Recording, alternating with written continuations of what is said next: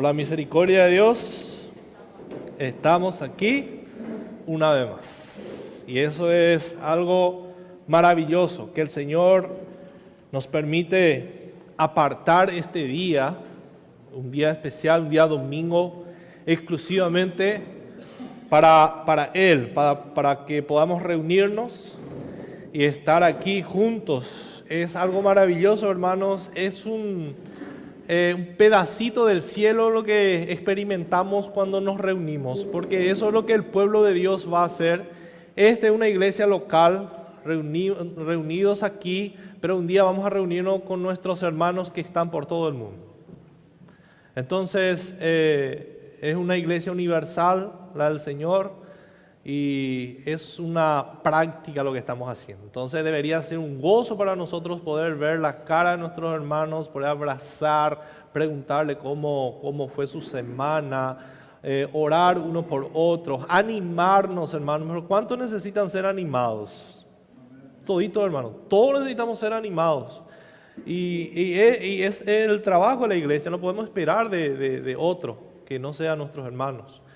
Porque solamente la palabra de Dios es la que nos anima, la palabra de Dios nos exhorta, la palabra de Dios nos corrige, la palabra de Dios nos enseña y nos anima para seguir perseverando en el Señor. Y hoy, hermanos, con la ayuda del Señor vamos a continuar con nuestro estudio de Romanos. Así que Romanos realmente es una carta tremenda donde nos está enseñando lo que significa la salvación. Lo que el Romano nos está enseñando cómo fue esa salvación, nos está enseñando quién es el autor principal de nuestra salvación. Y al entender eso, hermanos, es algo maravilloso porque necesitamos conocer, necesitamos saber lo que Dios hizo por nosotros. Entonces les invito a que abran su Biblia en Romanos capítulo 8. Estamos en el capítulo 8. Hoy, Dios mediante, vamos a estudiar desde el versículo 19 hasta el versículo 27. Entonces ya pueden señalar ahí, Romanos capítulo 8, versículo 19 hasta el versículo 27. Y vamos a dividir el título del mensaje para que puedan anotar. Se llama Los gimiendo por la gloria de Dios, gimiendo por la gloria venidera. Entonces, es el título y vamos a dividir en 3 partes para que puedan ir señalando. Vamos a orar, hermanos, para que podamos leer la palabra de Dios y poder dividir. Señor, en esta mañana reunidos como tus hijos, buscamos tu rostro, queremos verte a ti, que Cristo brille desde este lugar, Señor. Que tú nos puedas hacer ver las maravillas de tu ley, para que podamos guardar en nuestros corazones y no pecar contra ti. Hoy queremos conocerte más, Señor. Hoy queremos salir con la esperanza de que un día tú vendrás a buscarnos. Hoy, más que nunca, Señor, queremos tener la certeza y la confianza de que este mundo no es nuestro hogar, que tú tienes una casa especial para cada uno de nosotros, una ciudad santa donde no reina el pecado ni habrá muerte. Es el paraíso, Señor, y ahí queremos mirar hoy, que tu palabra nos pueda guiar hacia ahí, que nuestra mirada pueda estar ahí y que todos los días de nuestra vida podamos estar esperando la venida de Cristo. Y que eso nos ayude a santificarnos cada día. Revélanos tu palabra, Señor. Padre amado, que esta mañana sea una mañana de salvación para aquellos que todavía no te conocen, para aquellos que no te tienen en su corazón. Que tú mismo pueda, así como abriste el corazón de Lidia, como dice tu palabra en Hechos, tú puedas abrir los corazones para que puedan verte a ti, Señor, para que te puedan reconocer como su Señor y Salvador. Y para los salvos que estamos aquí, tu palabra nos pueda enseñar, corregir, exhortar y darnos esperanza, consuelo en medio de nuestra tribulación. Padre amado, ayúdanos. Te lo pedimos en el nombre de Jesús. Amén. Y amén. Vamos a leer, hermanos, entonces desde el versículo 19 hasta el versículo 27 de Romanos 8. ¿Ya tienen ahí su Biblia? Amén. Vamos a leer. Porque el anhelo ardiente de la creación es el guardar la manifestación de los hijos de Dios. Porque la creación fue sujetada a vanidad, no por su propia voluntad, sino por causa del que la sujetó en esperanza. Porque también la creación misma será libertada de la esclavitud de corrupción y la libertad gloriosa de los hijos de Dios. A la libertad gloriosa de los hijos de Dios. Porque sabemos que toda la creación gime a una y a una está con dolores de parto hasta ahora. Y no solo ella, sino que también nosotros mismos, que tenemos las primicias del Espíritu Santo, nosotros también gemimos dentro de nosotros mismos, esperando la adopción, la redención de nuestro cuerpo. Porque en esperanza fuimos salvos, pero la esperanza que se ve no es esperanza, porque lo que alguno ve, ¿a qué esperarlo? Pero si esperamos lo que no vemos, con paciencia lo aguardamos.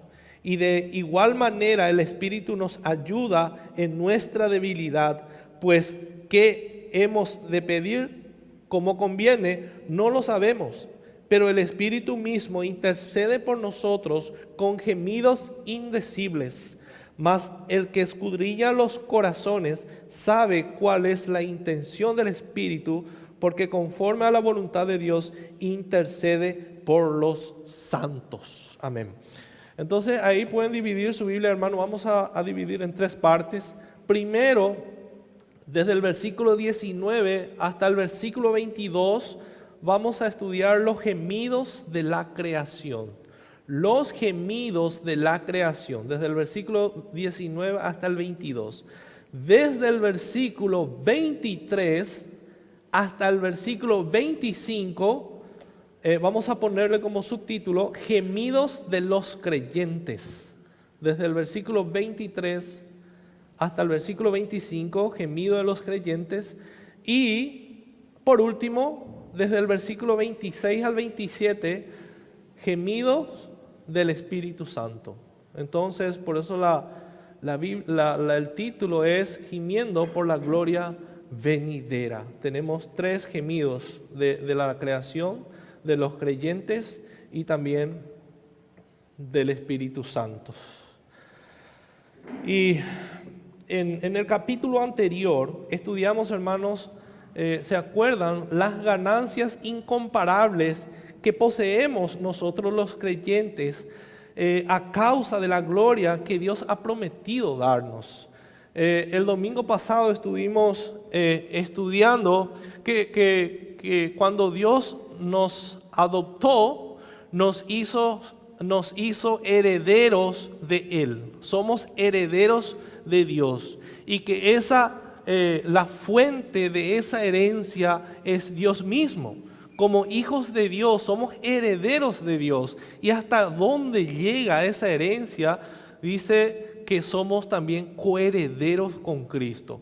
Todo lo que Cristo va a recibir del Padre, nosotros también recibiremos juntamente con Él, porque también somos hijos de Dios, así como Cristo es hijo de Dios. Es como que Cristo es nuestro hermano, que es del mismo Padre, somos del mismo Padre, pero nuestro Señor Jesucristo también es nuestro Señor. Entonces de eso nos habla Pablo y eso debería crear un gozo y un regocijo tan grande en nuestros corazones que somos parte de esa herencia y estuvimos diciendo que cuando recibimos una herencia terrenal, qué felices nos ponemos, ¿verdad? Que tu papá te diga, te voy a dejar 10 hectáreas de mi terreno, de mi lote, te voy a dejar tanto dinero en el banco y contento vamos a ponernos, ¿verdad, hermanos? Pero cuánto más vale lo que Dios nos va a dar o que ya nos dio, que es su Hijo mismo. Entonces, hermanos, eso debería producir un gozo en nuestro corazón y vivir con ese gozo constantemente.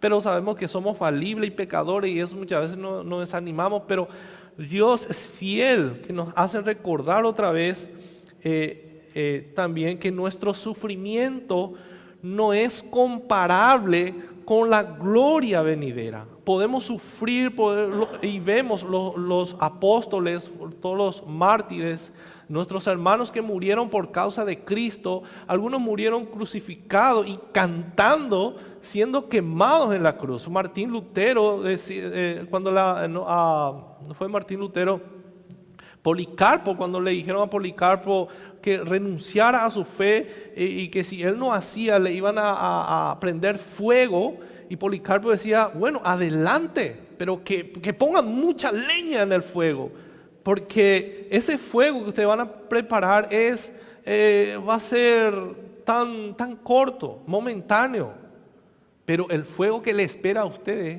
va a durar una eternidad. O sea, nos pueden quitar, como decía Martín Lutero, nos pueden quitar nuestra vida, podemos sufrir enfermedad y esa es la consecuencia del pecado. Podemos pasar por situaciones difíciles, así como el Salmo 23, pero Jehová es nuestro pastor.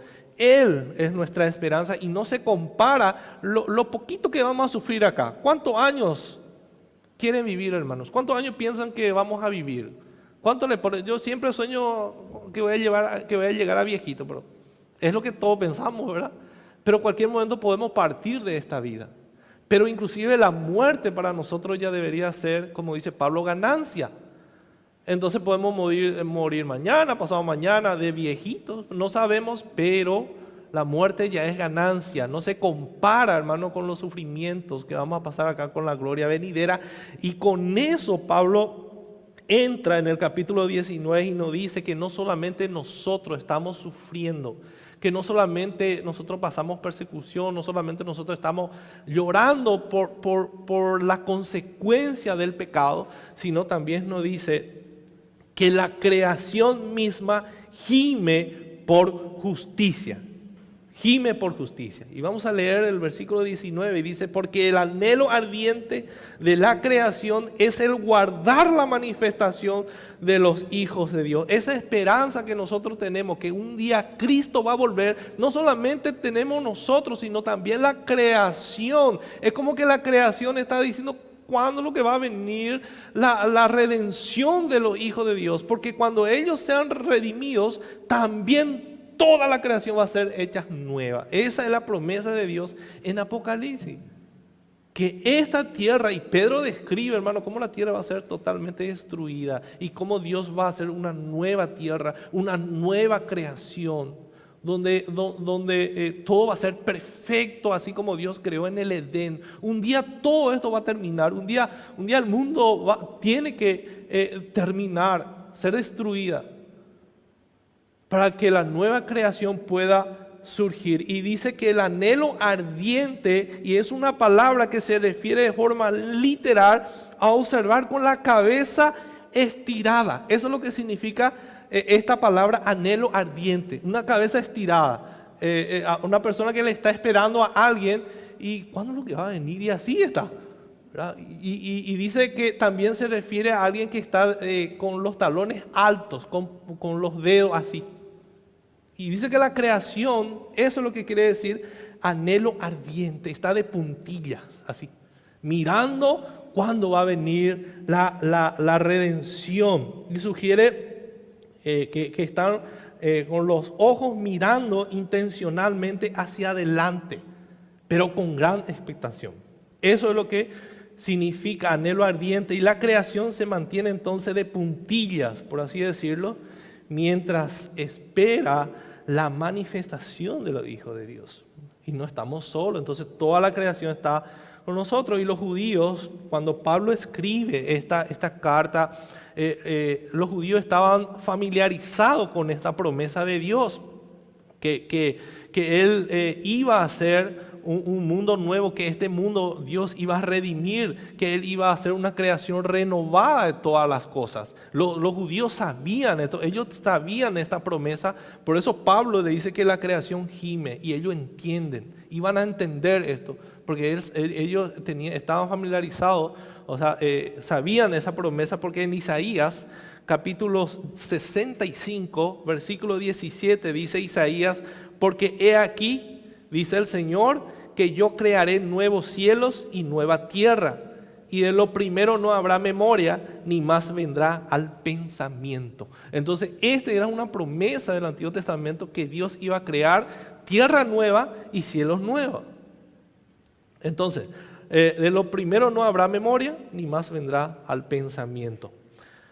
Y hay manuscritos antiguos, hermano, que no está en la Biblia, que los judíos tienen, que hablan de esto,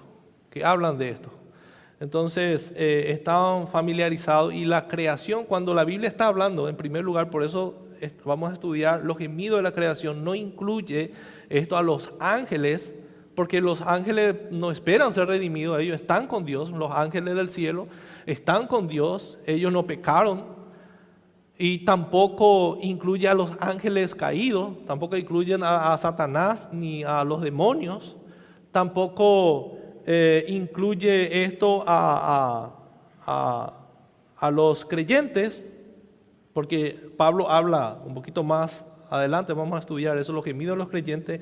Acá está hablando exclusivamente de los animales, está hablando de las plantas, así como las cosas inanimadas, como las montañas, los ríos y los mares. O sea, todas las cosas creadas están gimiendo, pero no escuchamos el gemido de ¿cómo podemos saber que los árboles están gimiendo por él?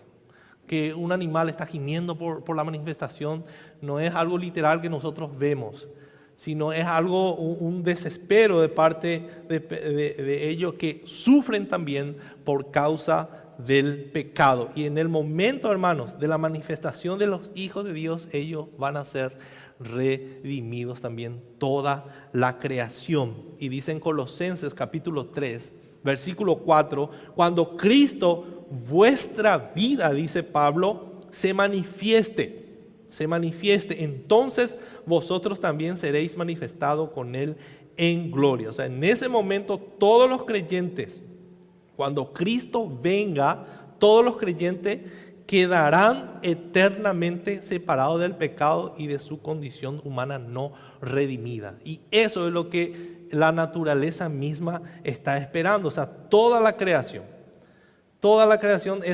que el creyente sea redimido, que el creyente sea quitado, que de este mundo sea quitado totalmente el pecado. Porque mientras mora el pecado en el mundo, hermanos, también habrá sufrimiento. Por eso sufrimos, por eso morimos, y toda la creación sufre, porque Dios mismo fue el que maldijo, hermano. Cuando Adán y Eva pecaron, al desobedecer el mandato de Dios, no solamente la humanidad sufrió esa maldición, sino toda la tierra quedó bajo maldición y se tornó corruptible. Por eso hablamos de corrupción. Cuando hablamos de corrupción es por causa del pecado. Por eso nosotros anhelamos, hermano, que los gobernantes puedan dejar de ser corruptos. Pero ¿cómo van a dejar de ser corruptos? Porque si de la sociedad suben, la sociedad pide que los gobernantes sean justos, pero la sociedad no es justa.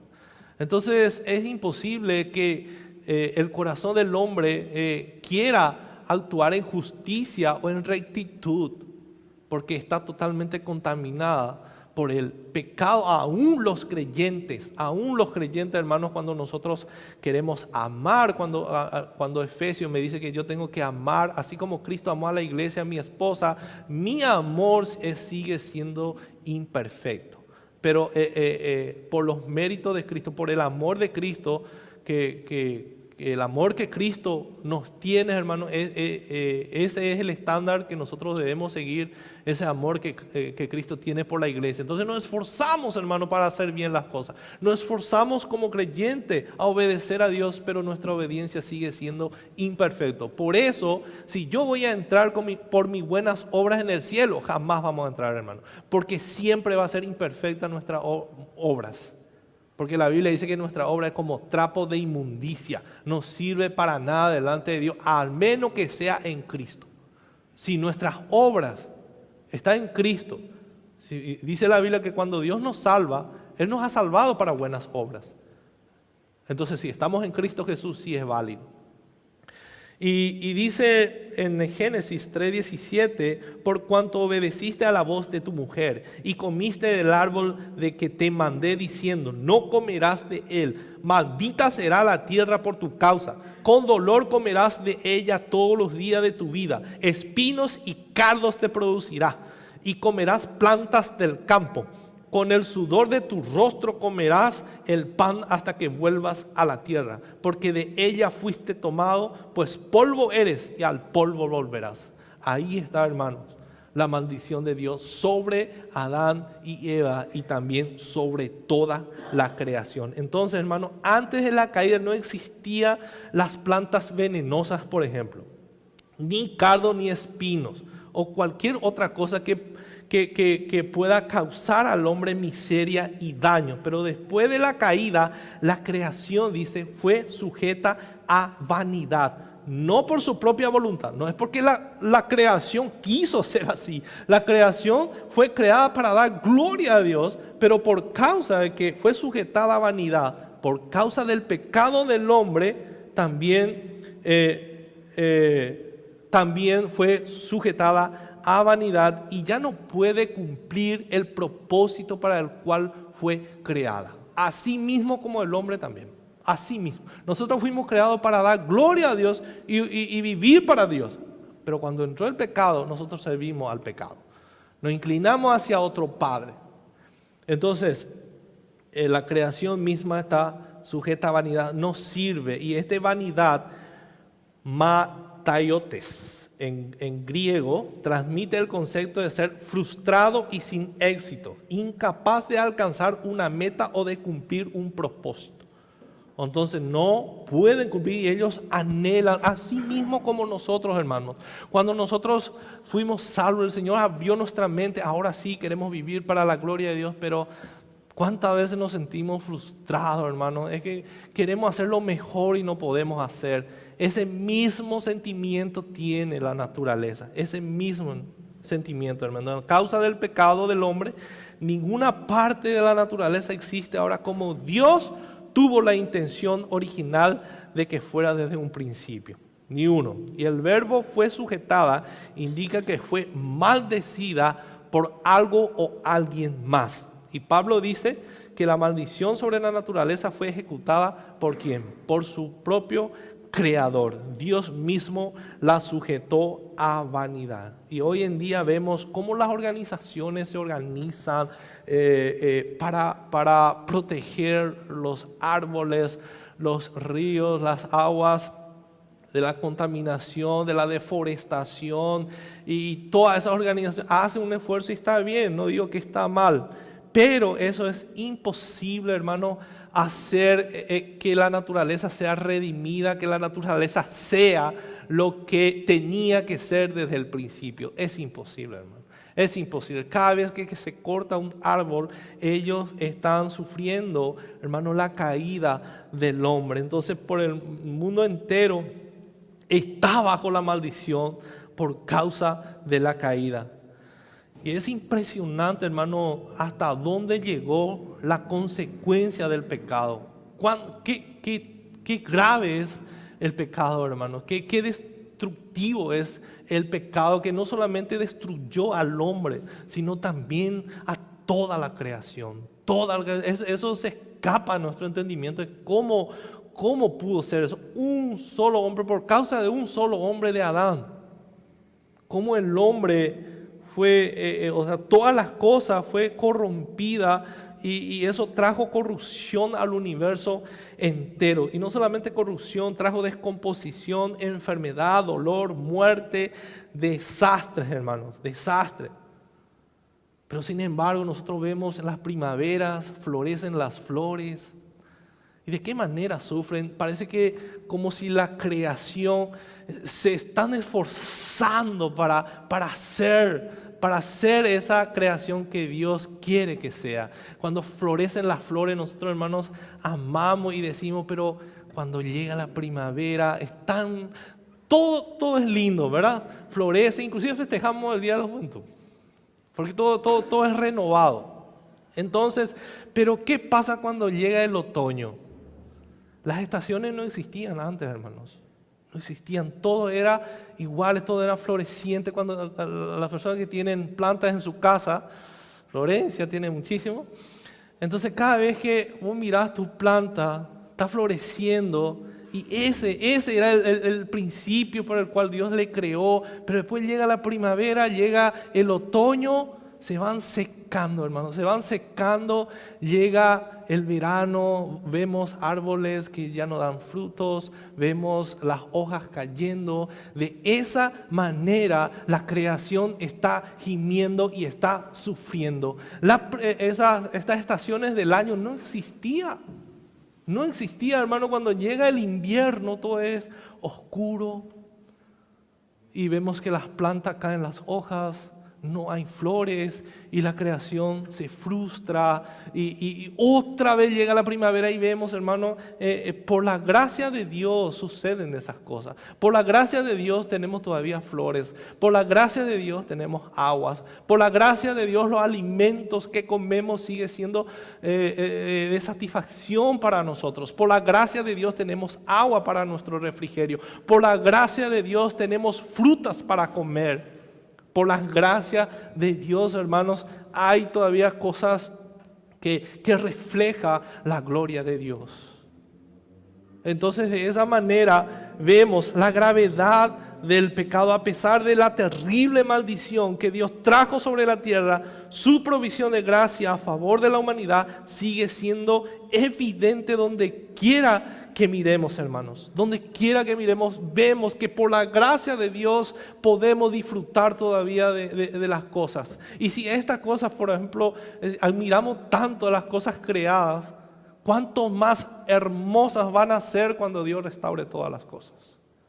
Cuando las flores se esfuerzan para ser hermosas, cuando las montañas, vemos montañas impetuosas, hermosas, ¿cuánto más cuando Dios restaure todas las cosas? Ahí van a ser liberada la creación para dar gloria a Dios por completo. Y es lo que la creación quiere. Por eso que nadie tiene excusas, hermano, de no creer en Dios, porque si no fuera por Dios, nada de esto hubiera existido. Nada de esto. Por eso Pablo dice en Romanos capítulo 1, 20, la cosa invisible de Él, su eterno poder y su deidad, se hacen claramente visibles desde la creación del mundo, siendo entendidas por medio de las cosas hechas, de modo que no tienen excusa. Nadie tiene excusa delante de Dios. Nadie tiene excusa de decir, yo no creo en Dios. Mira la naturaleza.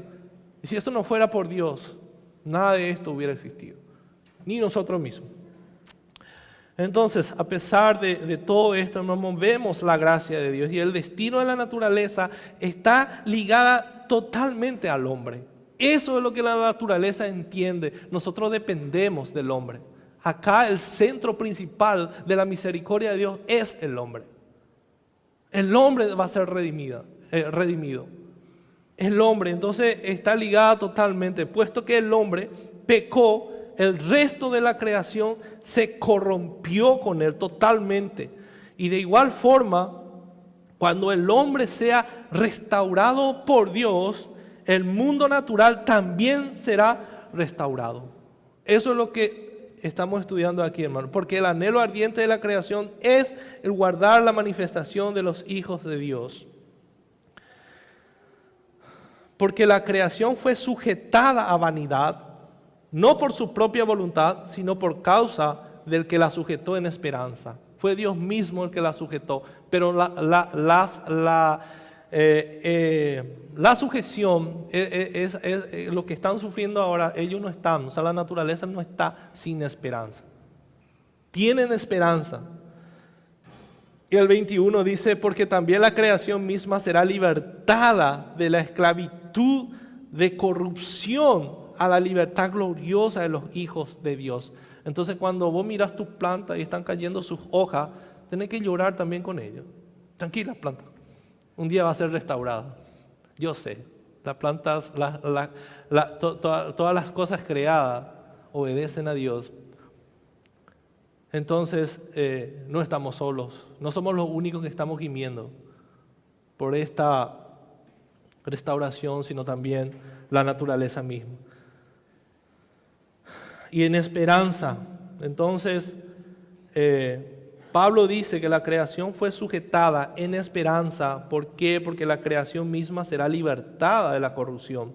Así como el pecado del hombre trajo corrupción al universo, la misma restauración del hombre estará acompañada por la restauración de la tierra y de todo el universo a la perfección. Cuando el hombre sea restaurado, también toda la creación. ¿Y cuándo va a ser eso, hermano? ¿Cuándo vamos a ser redimidos? ¿Cuándo va a ocurrir eso? Cuando Cristo venga. Cuando Cristo venga. Se entiende ahora cuál es la urgencia de tener conciencia todo el tiempo de la venida de Cristo. Ahora se entiende que por qué eso nos santifica. Todos los creyentes deberíamos estar anhelando eso. Entonces la libertad gloriosa de los hijos de Dios, en el versículo 21, se refiere al tiempo en que todos los creyentes serán libertados del pecado, libertados de la carne. Y en ese momento, hermanos, empezaremos a participar por la eternidad de la presencia gloriosa de Dios mismo, cuando Dios venga a darnos su gloria.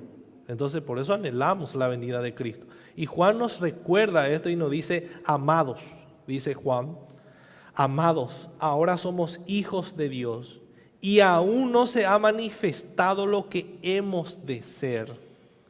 Pero sabemos que cuando Él se manifieste, seremos semejantes a Él, porque le veremos tal como Él es. Esta es una promesa tremenda, hermanos, donde nos dice que ya está y que todavía falta. O sea, Cristo ya vino, ya nos salvó, pero falta algo especial: la redención. Que todo que Dios nos tiene que liberar completamente de nuestros pecados, nos tiene que liberar totalmente de la carne, y ahí seremos totalmente como Él. Y eso es lo que nosotros anhelamos.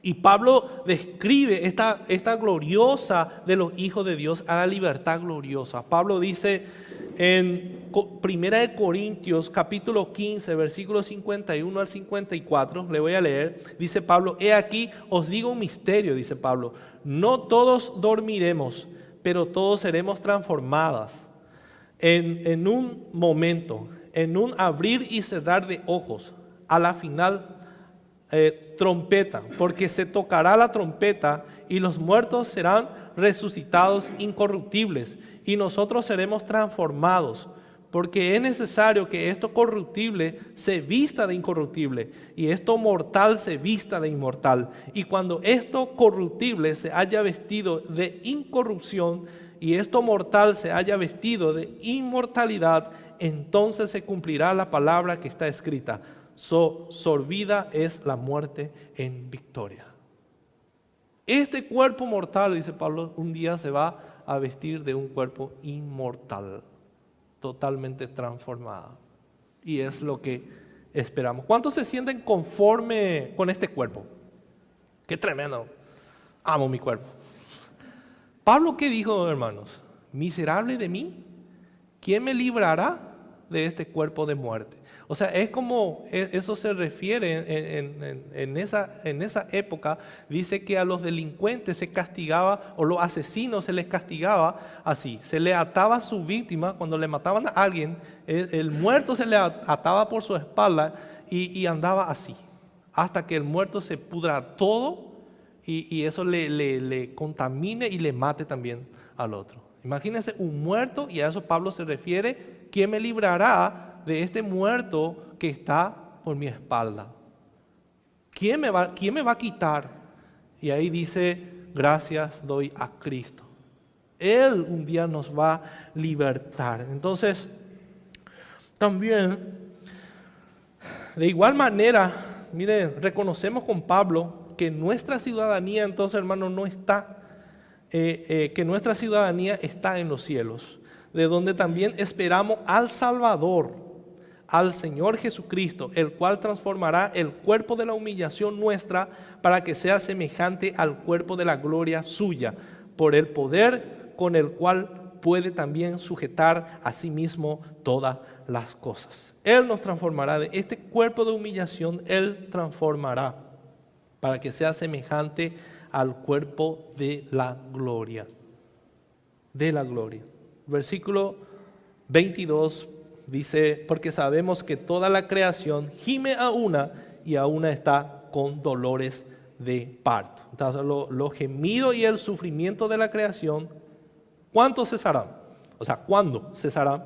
Cesarán un día porque Dios la va a libertar de su corrupción.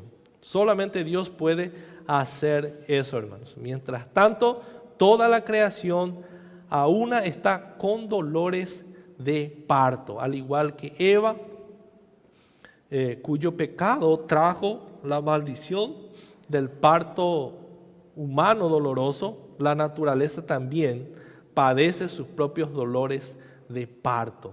Pero también, al igual que Eva y sus descendientes, los dolores de parto de la naturaleza constituye el presagio de una nueva vida que se va a dar a luz. Cuando una persona, una mujer está embarazada, está a punto de tener su hijo, es doloroso, me imagino. Porque lloran y le consuelan, ya enseguida, le hacen masaje, caminan por ahí. Yo le suelo ver a las mujeres intranquilas, desesperadas, ya va a venir y le hacen masaje, le hacen caminar, todo eso, porque está sufriendo dolores de parto. Y es doloroso, hermanos, es doloroso, los huesos se van a mover de su lugar y eso es doloroso, eso es doloroso. Pero cuando viene el bebé, cuando tienen a su hijo, se olvidan del dolor. Ahora ya están felices con sus hijos en sus manos. Ya, y el dolor, no sé, eso ya me olvidé. Ya pasó. Ahora el bebé ya está, ya nació. Es mi felicidad. De esa manera, hermanos, Pablo dice, con dolores de parto, ahora estamos con dolores de parto. Con dolores de parto. Esperando nuestra redención. Donde vamos a olvidarnos totalmente de las cosas pasadas. Y por eso Pablo dice, no pueden comparar ustedes sus sufrimientos con la gloria venidera. Hoy en día sufrimos por causa del pecado. Y como os le dije, hermano, todos los años la naturaleza hace un esfuerzo para renovarse a sí mismo, pero no pueden. No pueden hacer. Fracasan y fracasan. Por más que intentan, fracasan, hermano. Siguen tratando años y años. Ellos saben que ellos que la creación no fue creada para esto. Saben eso y hacen ese esfuerzo de salir de eso. Por eso están gimiendo a una y una está con dolores de parto hasta ahora. Y lo ha venido haciendo durante mucho tiempo. Pero la naturaleza sigue repitiendo anualmente su esfuerzo, pero no van a lograr. No van a lograr redimirse a sí mismos. Solo Cristo, solo Dios, el que la sujetó a la creación, puede redimirla. Entonces ellos entienden, la naturaleza entiende, por eso dice, porque sabemos que toda la creación gime a una y a una está con dolores de parto. Durante este periodo, antes que venga Cristo, va a seguir así va a ser. Y no solamente la naturaleza, sino también los hijos de Dios. Los hijos de Dios, los gemidos de los creyentes, hermanos, desde el 23 al 25. Y no solo ella, no solamente la creación, dice Pablo, sino que también nosotros mismos, que tenemos las primicias del Espíritu, nosotros también gemimos dentro de nosotros mismos, esperando la adopción, la redención de nuestro cuerpo, porque en esperanza fuimos salvos, pero la esperanza que se ve no es esperanza, por lo que alguno ve. ¿A qué esperarlo? Pero si esperamos lo que no vemos, con paciencia lo aguardamos. No solo es la creación natural lo que gime por su liberación, hermanos, de la consecuencia destructiva del pecado, sino que también nosotros mismos. Y esto se refiere a los creyentes, solamente a los creyentes. Entonces el objetivo principal de Dios es la redención de los creyentes, de aquellos que fueron redimidos, de aquellos que fueron salvados por Cristo. Porque nosotros somos sus hijos, hermanos. Nosotros somos los redimidos. Nosotros somos los adoptados por Dios en su familia. Nosotros somos sus herederos, o sea, los herederos del reino glorioso, eterno. Y todo lo creyente verdadero agoniza, hermanos, agoniza, se sienten abrumados por la manifestación y consecuencias terribles del pecado. Todos nosotros, los hijos de Dios, estamos gimiendo, estamos sufriendo por causa del pecado. Y solamente los hijos de Dios, así como Satanás no tiene ni un anhelo de salir del pecado, no tiene ni un anhelo de vivir para Dios, así también los inconversos no tienen ni un anhelo de obedecer o no tienen ni un sufrimiento, no sufren por causa del pecado. No sufren. Si ellos sufren por sus malas decisiones o por causa del pecado también, pero no sufren por sus pecados. No luchan contra el pecado. Entonces, el creyente sí sufre por su propia vida. Nosotros sufrimos, hermano, y también sufrimos en la vida de los demás y hasta por la creación. Y debido a que nosotros, dice Pablo, tenemos la primicia del Espíritu Santo, eso hace toda la diferencia para que un creyente verdadero sufra. La primicia del Espíritu Santo que está en nosotros y nos hace sensible al pecado. Por eso es que duele, hermanos, cuando pecamos y duele cuando ofendemos a Dios. Solamente a los hijos de Dios les sucede eso. Solamente, puesto que el Espíritu Santo ahora, hermanos, mora en nuestros corazones, su obra en nosotros es un tipo de primicias espirituales. Él es el que nos ayuda a dar los frutos espirituales. Cada creyente auténtico está habitado por el Espíritu Santo, dice Pablo en Romanos 8:9. Todo creyente genuino va a manifestar eso, hermano, va a manifestar los frutos del Espíritu. Los frutos del Espíritu. Es como que el Espíritu nos está forzando para hacer lo que un día vamos a hacer. Es un reflejo de la gloria de Dios en nosotros. Nos estamos esforzando, así como la naturaleza se esfuerza en florecer, pero después sufre otra vez por causa del pecado. De la misma manera nosotros nos estamos esforzando. Por eso en Gálatas capítulo 5, 22 al 23 no dice los frutos de los creyentes o frutos del creyente, sino frutos del Espíritu. ¿Cuáles son esos frutos? Amor, gozo, paz, paciencia, benignidad, bondad, fe, mansedumbre y templanza. Todas estas cosas son fruto del Espíritu que mora en nosotros, que nos ayuda a reflejar la gloria de Dios en nosotros. Y a causa de que somos sensibles al pecado que Dios nos ha dado, nosotros también gemimos dentro de nosotros por la terrible maldición del pecado que sigue manifestando por medio de nuestra condición humana. Por más que somos creyentes, hermanos, queda vestigio de nosotros del pecado. Entonces por eso Pablo dice, ¿quién me librará de este cuerpo de muerte? ¿Cómo anhelo ya la venida de Cristo? Para que me libere totalmente.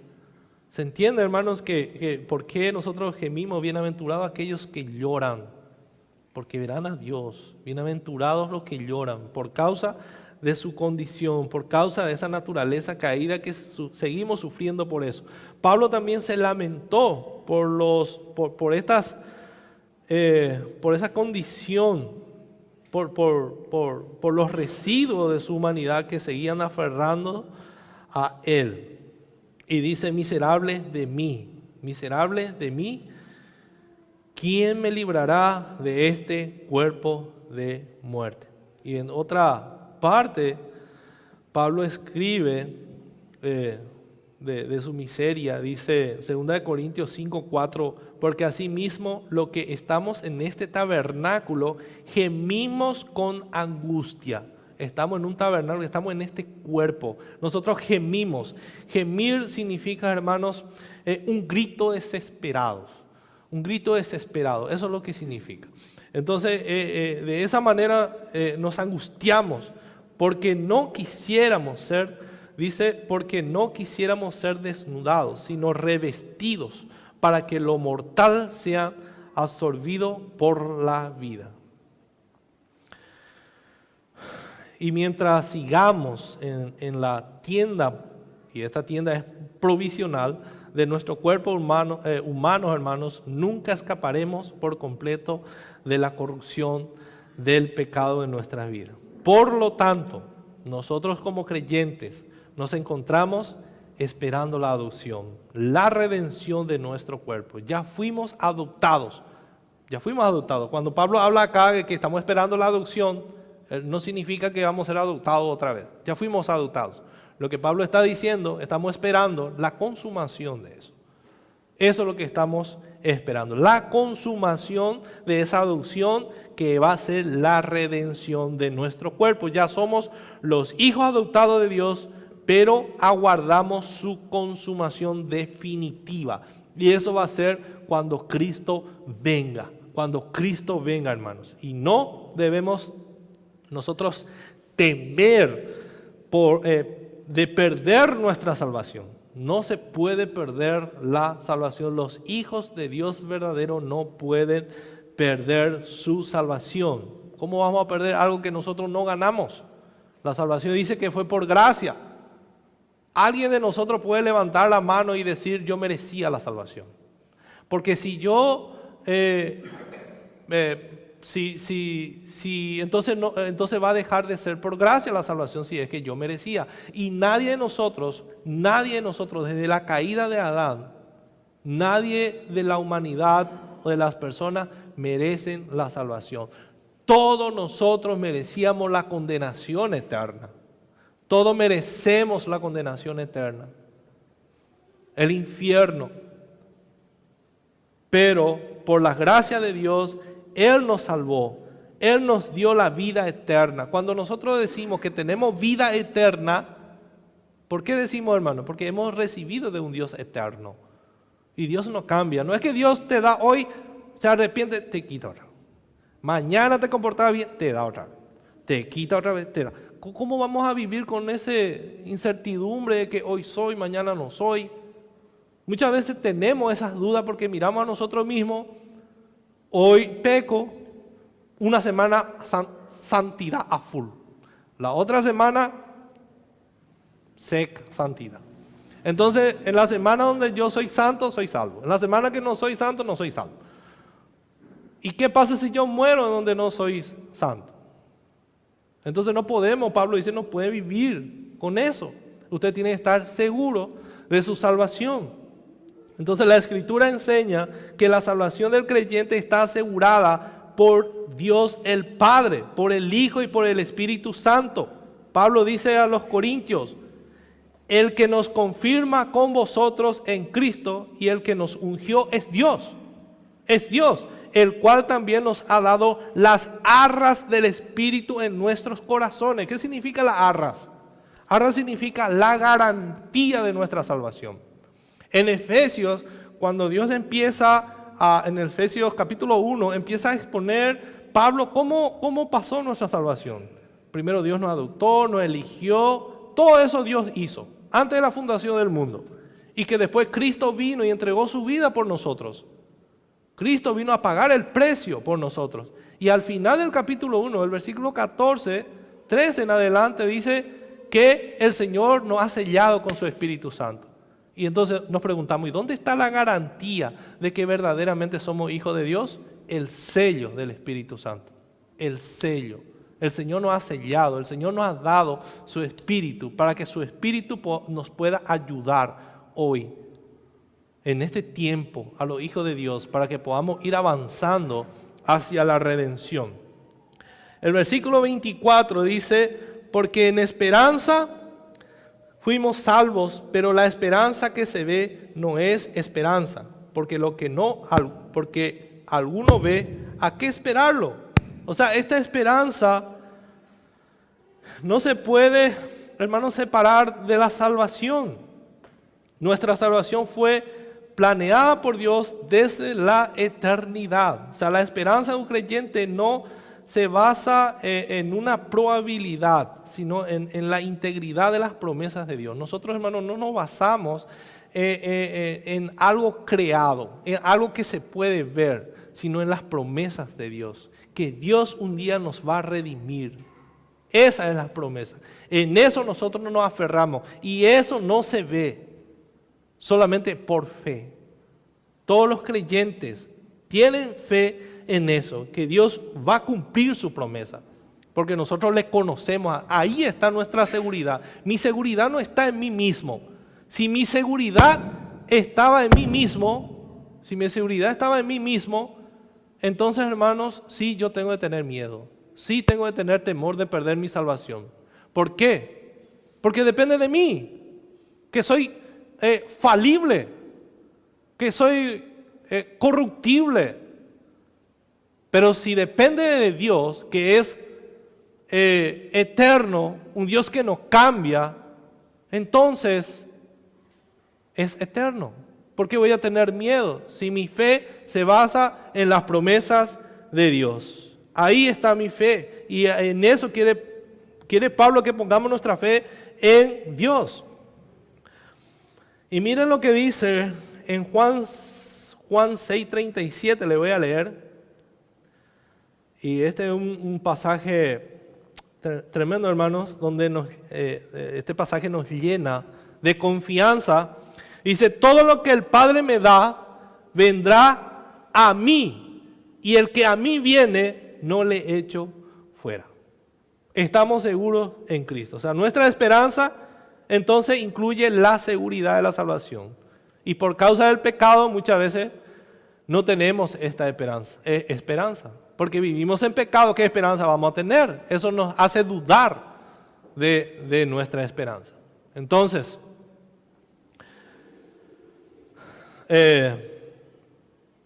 miren lo que dice Hebreos. Le voy a leer Hebreos capítulo 6, versículo 17 al 19. Hebreos capítulo 6, versículo 17 al 19. Queriendo mostrar más abundantemente a los herederos de la promesa la inmutabilidad de su consejo, interpuso juramento para que por dos cosas inmutables, en las cuales es imposible que Dios mienta, tengamos un fortísimo consuelo, los que hemos acudido para asirnos de la esperanza puesta delante de nosotros, la cual tenemos como segura y firme ancla del alma y que penetra hasta dentro del velo. Fortísimo consuelo. Podemos estar seguros de que estamos bien si estamos en Cristo Jesús. Entonces la esperanza que se ve no es esperanza, porque lo que alguno ve, ¿a qué esperarlo?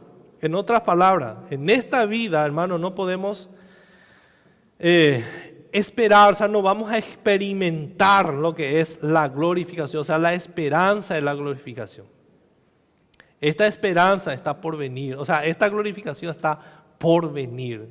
Pero esa esperanza que tenemos en Dios, que Él sí va a hacer, eso nos ayuda a llevar una vida lleno de gozo. Entonces la esperanza del creyente está basada en las promesas de Dios, hermanos. La culminación de su salvación es más cierta que cualquier otra cosa que pueda ver o sentir por a sí mismo. Si lean, hermanos, después de esto ya vamos a estar entrando en el versículo 28, donde dice más que vencedores en Cristo Jesús. Por lo tanto, Pablo continúa diciendo que si esperamos lo que no vemos, con paciencia lo aguardamos, Y Pablo aseguró a los filipenses con esta palabra, dice, estando persuadido de esto, que el que comenzó en vosotros la buena obra, la perfeccionará hasta el día de Jesucristo. Cristo empezó la buena obra de nosotros. Dios empezó la buena obra de nosotros y Él la va a terminar. Él, hermanos, la va a terminar. Y esa es la esperanza que tenemos. Ahora yo me veo tan imperfecto, tan pecador. No soy digno de entrar en el reino de los cielos. Pero en Cristo sí. Él va a ir perfeccionando debido a que la salvación es por completo la obra de Dios, hermano. Y Él no puede mentir. Es absolutamente imposible para nosotros perder lo que Él nos ha dado. Él nos ha dado la salvación.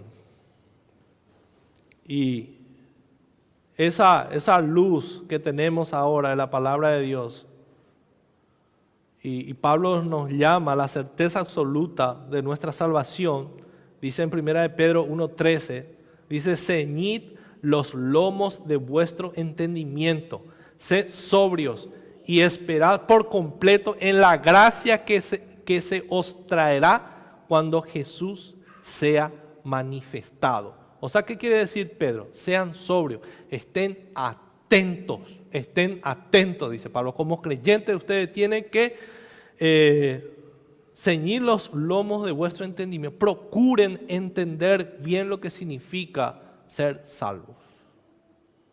Procuren entender bien y estén atentos.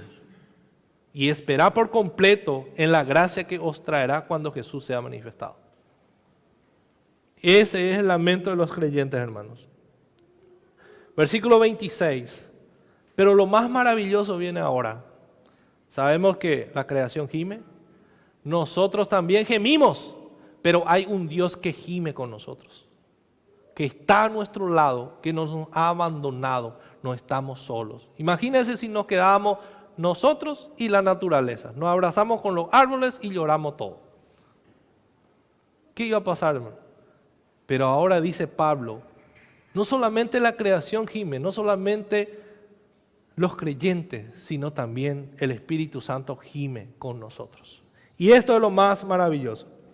Dice el 26, y de igual manera el Espíritu nos ayuda en nuestra debilidad. Qué tremendo, hermanos. No lo sabe, en nuestra debilidad, pues ¿qué hemos de pedir como conviene? No lo sabemos. Y esto es cierto. Pero el Espíritu mismo intercede por nosotros con gemidos indecibles. Mas el que escudriña los corazones sabe cuál es la intención del Espíritu, porque conforme a la voluntad de Dios intercede por nosotros. Acá el Señor nos revela un misterio tremendo, hermanos. Si dependiera de nuestra oración, y Dios no, hermano, Dios no depende. ¿Cuántas veces hemos pedido mal las cosas? ¿Cuántas veces no sabemos qué decir a Dios? Y aún así, cuando nosotros no sabemos qué orar o qué decir, el Espíritu intercede por nosotros. Es un misterio que no podemos entender. Cómo el Espíritu Santo clama por los creyentes. Cómo el Espíritu Santo anhela esa redención. Y eso vemos, por ejemplo, el apóstol Pablo, ni el apóstol Pablo sabía orar, hermanos. Dios le ha dado permiso a Satanás para que le dé un aguijón a Pablo, le ponga un aguijón por su cara. Y Pablo sabía que eso Dios hizo después de revelarle todos los misterios que hay en el cielo. Hoy en día muchos pastores se van y te cuentan y dicen, el Señor me llevó al cielo y me mostró una trompeta de oro. Y Pablo se fue al cielo y dice, no le cuentes a nadie lo que viste, Pablo. ¿Y cómo Dios le revela ahora a esos pastores? Eso es lo que yo no entiendo. Si a Pablo le prohibió contar, ¿cómo esos pastores supuestamente están liberados para contar? Y no nos cuenta algo diferente de lo que nosotros ya sabemos. ¿Cuántos conocen de trompetas y de oro? Yo sé, es una trompeta de oro. Es normal. Y a Pablo le dice, Pablo, no vas a contar nada de lo que viste en el cielo. Entonces, para que Pablo quede tranquilito, y imagínense, hermano, algunos de ustedes somos arrebatados y la gana que vamos a tener de contar. Un poquitito quiero contar. Y entonces el orgullo del hombre, Pablo podía enorgullecerse y dice, no, te voy a dar un aguijón, Pablo, para que recuerde que nunca tenés que contar y nunca sentirte orgulloso. Entonces le pone un aguijón, no sabemos qué era, por su cara. Y Pablo sabía que era por eso. Y empieza a orar, Señor, 3 veces le he pedido a Dios que me quite. Y Pablo sabía que Dios no iba a quitar. ¿Se dan cuenta, hermanos? Ni Pablo sabía orar. Y el Señor le dice, Pablo, bástate mi gracia. Mi gracia ya es suficiente, Pablo. Tenés que sentirte conforme con mi gracia. Y ya está, Pablo. Entonces Pablo no oraba conforme a la voluntad de Dios. ¿Cuántas veces nosotros, hermanos, habremos orado no conforme a la voluntad de Dios? Y ahí el Espíritu Santo aún así intercede por nosotros. Entonces, esto no quiere decir que no estamos solos. Es un compañero que está al lado de nosotros, que nos enseña y que nos anima a seguir adelante esta vida cristiana. Este mismo compañero, el Espíritu Santo, nos hace recordar constantemente que la venida de Cristo está cerca, que nuestra redención está cerca. Por más que no alcancemos la venida de Cristo, igual si morimos, un día resucitaremos con Cristo. Esa esperanza, hermano, nadie nos puede quitar. Entonces el Espíritu Santo sí ora lo que nos conviene, sí pide a Dios lo que nos conviene. Él sí pide a Dios. El Espíritu Santo mismo intercede por nosotros con gemidos indecibles. Así como la creación gime, así como los creyentes gimen, de la misma manera el Espíritu Santo clama por la redención de los hijos de Dios. Y dice el 27, mas el que escudriña los corazones sabe cuál es la intención del Espíritu. ¿Quién es el que escudriña los corazones? Es Dios. Dios es el que conoce los corazones y cuánto más conoce la intención del Espíritu Santo.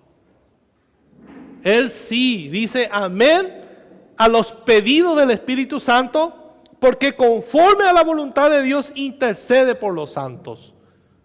Y nosotros muchas veces no hacemos esto, hermano. Conforme a la voluntad de Dios no pedimos. Entonces el Espíritu Santo se une con nosotros en nuestro deseo de ser libertados de nuestro cuerpo terrenal y corruptible y de estar con Dios para siempre. Eso es lo que hace el Espíritu Santo. Y qué maravilloso, hermano, saber que nuestro amado Jesucristo intercede por nosotros en el cielo y que el Espíritu Santo está en nuestros corazones. No estamos solos. Dios nunca dejó solo a su pueblo. Dios, Cristo, el sacerdote en el cielo. El Espíritu Santo intercede con nosotros y Él vive en nuestros corazones.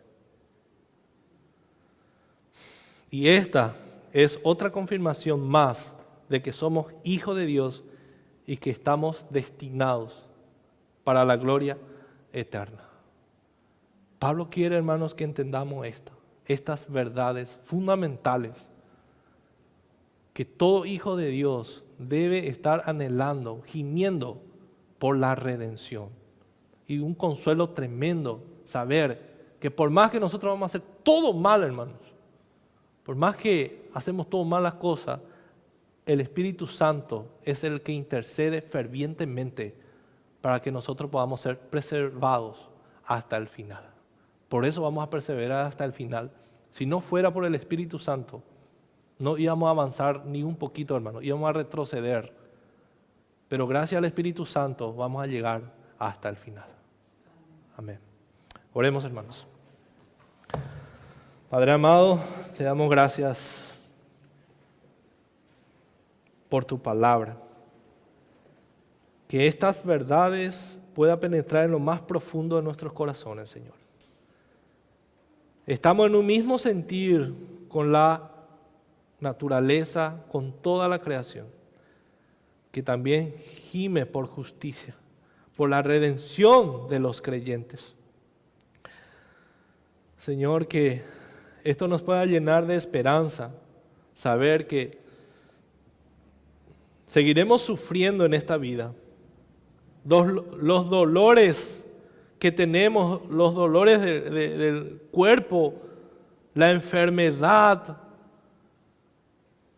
esos son consecuencia del pecado, Señor.